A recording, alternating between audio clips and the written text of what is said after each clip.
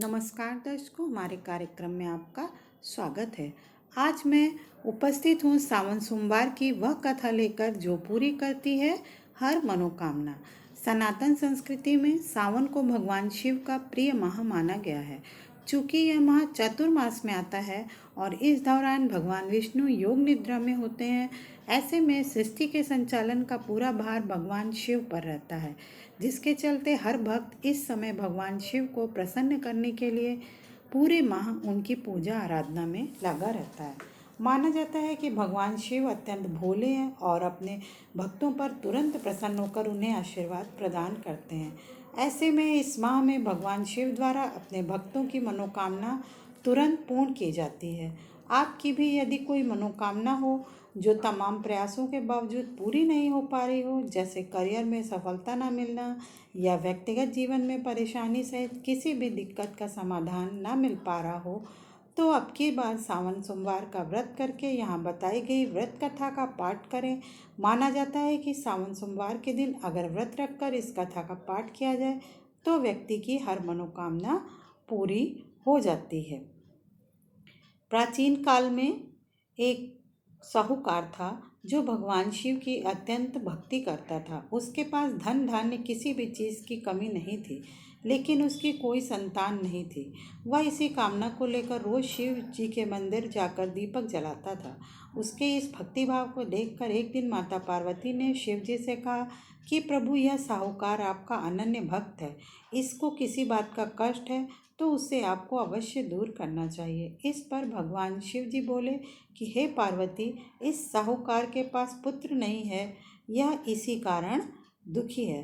तब पार्वती जी ने शंकर जी से कहा कि हे भोलेनाथ, कृपा करके इसे पुत्र का वरदान दीजिए। इस पर भोलेनाथ ने कहा कि हे पार्वती, साहूकार के भाग्य में पुत्र का योग ही नहीं है। ऐसे में अगर इसे पुत्र प्राप्ति का वरदान मिल भी गया तो वह केवल 12 वर्ष के आयु तक ही जीवित रहेगा। इस पर माता पार्वती ने कहा, हे प्रभु, आपको इस साहूकार को पुत्र का वर देना ही होगा, अन्यथा भक्त क्यों आपकी सेवा पूजा करेंगे। माता के बार बार कहने से भोलेनाथ ने साहूकार को पुत्र का वरदान तो दिया, लेकिन यह भी कहा कि वह केवल 12 वर्ष तक ही जीवित रहेगा। साहूकार यह सारी बातें सुनकर ना तो खुश हुआ और ना ही दुखी। वह पहले की तरह ही भोलेनाथ की पूजा अर्चना करता रहा। उधर कुछ समय बाद साहूकार की पत्नी गर्भवती हुई और 9वें महीने उसे सुंदर से बालक की प्राप्ति हुई। परिवार में खूब हर्षोल्लास मनाया गया, लेकिन साहूकार पहले ही की तरह रहा और उसने बालक की 12 वर्ष की आयु का जिक्र किसी से भी नहीं किया। जब बालक 11 वर्ष की आयु पूरी कर चुका तो एक दिन साहूकार की सेठानी ने बालक के विवाह के लिए कहा। तो साहूकार ने कहा कि अभी तो वह बालक को पढ़ने के लिए काशी जी भेजेंगे। इसके बाद उसने बालक के मामा को बुलाया और कहा कि इसे पढ़ने के लिए काशी ले जाओ और रास्ते में जिस भी स्थान पर रुकना वहाँ यज्ञ करते और ब्राह्मणों को भोजन कराते हुए आगे बढ़ना। काशी जाते समय बालक व उसके मामा जिस भी स्थान पर रुकते वहाँ यज्ञ व ब्राह्मणों को भोजन कराते हुए जाते। तभी रास्ते में एक राजकुमारी का विवाह था। इस राजकुमारी का जिससे विवाह होना था वह एक आंख से काना था।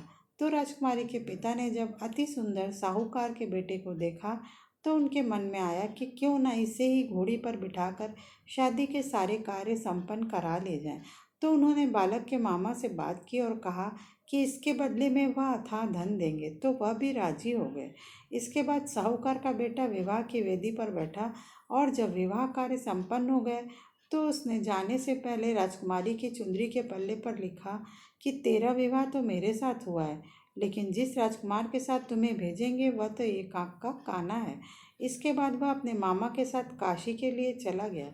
उधर जब राजकुमारी ने अपनी चुंदरी के यह लिखा हुआ पाया तो उसने राजकुमार के साथ जाने से इनकार कर दिया। तो राजा ने भी अपनी पुत्री को बारात के साथ विदा नहीं किया और बारात वापस लौट गई। उधर मामा और भांजे काशी जी पहुंच गए। एक दिन जब मामा ने यज्ञ रखा था और भांजा बहुत देर तक बाहर नहीं आया तो मामा ने अंदर जाकर देखा तो भांजे के प्राण निकल चुके थे। वह बहुत परेशान हुए, लेकिन सोचा कि अभी रोना पिटना मचाया तो ब्राह्मण चले जाएंगे और यज्ञ का कार्य अधूरा रह जाएगा। जब यज्ञ संपन्न हुआ तो मामा ने रोना पीटना शुरू किया। तब माता पार्वती ने भगवान शिव से कहा कि हे स्वामी, इसे जीवित कर दें, अन्यथा रोते रोते इसके माता पिता के प्राण भी निकल जाएंगे। इस पर भोलेनाथ ने कहा कि पार्वती, इसकी आयु इतनी ही थी, सो वह भोग चुका। लेकिन माँ के बार बार आग्रह करने पर भोलेनाथ ने उसे जीवित कर दिया और लड़का ओम नमः शिवाय करते हुए जी उठा और मामा भांजे दोनों ईश्वर को धन्यवाद देते हुए अपनी नगरी की ओर चले। रास्ते में फिर वही नगर पड़ा जहाँ लड़के को घोड़ी पर बिठाकर राजकुमारी के साथ शादी के सारे कार्य संपन्न किए गए थे। यहाँ राजकुमारी ने उन्हें पहचान लिया।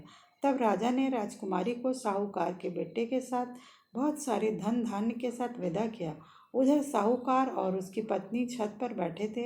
उन्होंने यह प्रण कर रखा था कि यदि उनका पुत्र सकुशल न लौटा तो वह छत से कूदकर अपने प्राण त्याग देंगे।